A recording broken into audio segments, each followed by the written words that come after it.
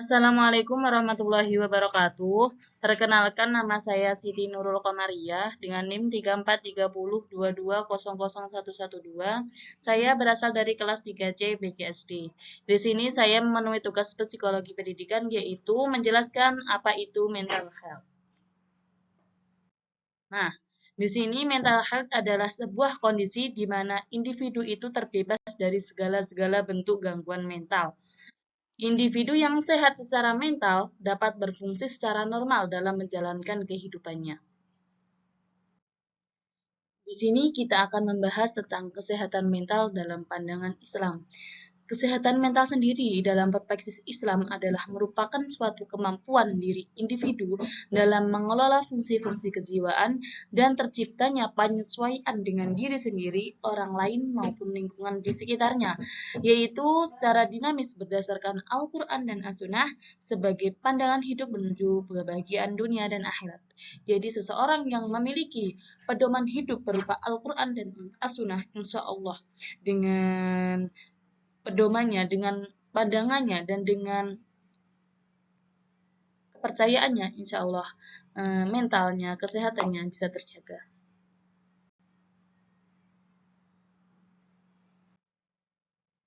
Nah, di sini ciri-ciri sehat mental, yaitu yang pertama memiliki sikap positif terhadap diri sendiri, yang kedua yaitu menerima dirinya sendiri apa adanya, yang ketiga yaitu mengaktualisasi dirinya dengan baik, yang keempat yaitu memiliki cita-cita hidup dan merasa dirinya itu bertumbuh ke arah yang dicita-citakan. Yang kelima yaitu pribadi yang memiliki integritas hidup sesuai apa yang ia katakan dengan perbuatannya. Yang selanjutnya yaitu memiliki otonomi pribadi, mampu menerima penolakan dari luar serta seseorang yang memiliki komitmen hidup. Selanjutnya yaitu memiliki persepsi yang akurat terhadap realita, termasuk melihat realitas sebagaimana adanya. Yang selanjutnya yaitu tidak menyangkal hal-hal buruk yang terjadi di masa lalunya dan masa kini. Terakhir yaitu memiliki penguasaan terhadap situasi, termasuk mempunyai kontrol diri di dalam mengasihi orang lain. Nah, di sini saya akan menjelaskan ciri-ciri mental yang sakit.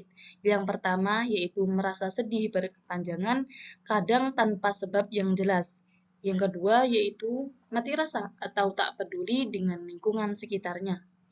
Yang ketiga yaitu merasa lelah yang signifikan, tidak berenergi dan mengalami masalah untuk tidur. Yang keempat yaitu sering marah berlebihan dan sangat sensitif.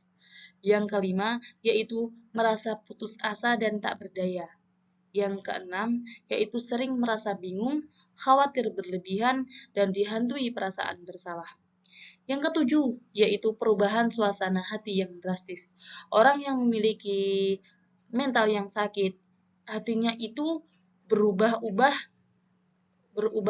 kadang senang, kadang sedih, kadang juga bingung dia mendeskripsikan hatinya itu bagaimana.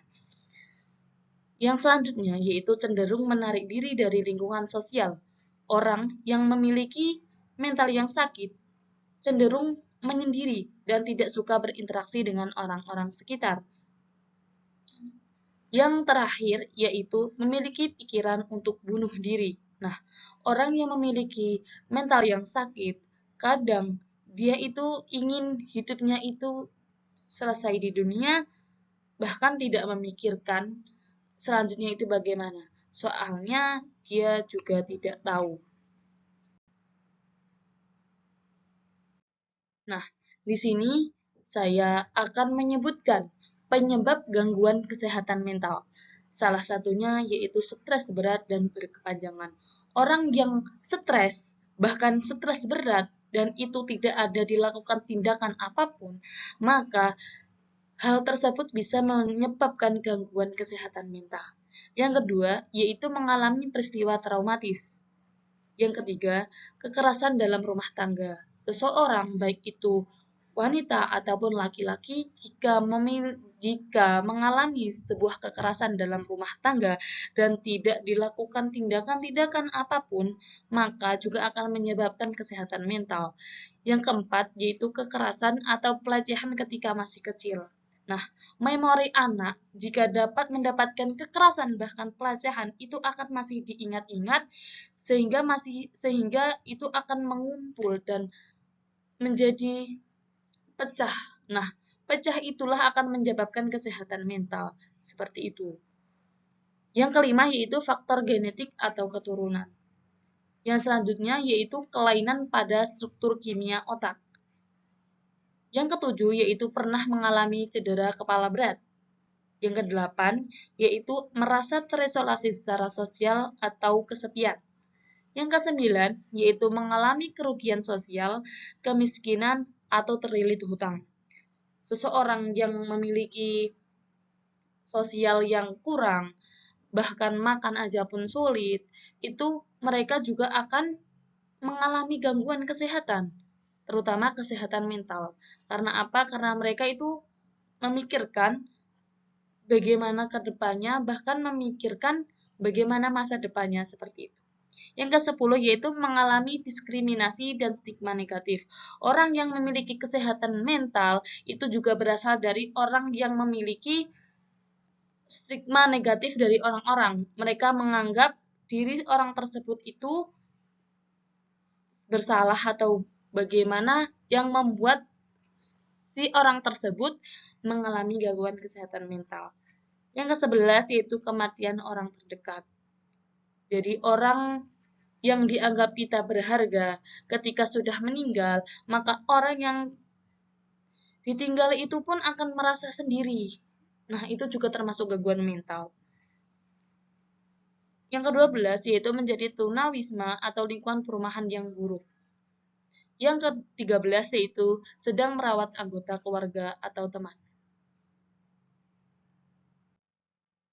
Di sini saya akan menyebutkan cara menjaga kesehatan menurut Islam. Yang pertama yaitu menjaga sholat. Yang kedua, zikir.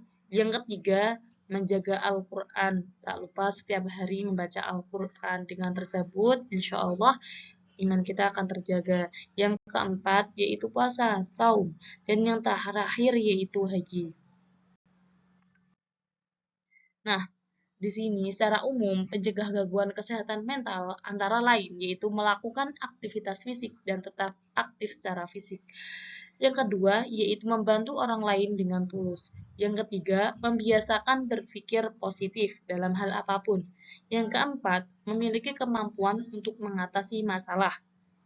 Yang kelima yaitu mencari bantuan profesional jika kamu memerlukan. Nah, jika gangguan mental kamu itu menurutmu sudah berkepanjangan bahkan sudah mulai beda dari yang selanjutnya, maka harus mencari bantuan yang profesional.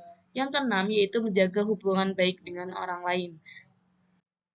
Nah, terima kasih atas segala waktunya. Mohon maaf atas penjelasan yang kurang baik dalam hal ini. Wassalamualaikum warahmatullahi wabarakatuh.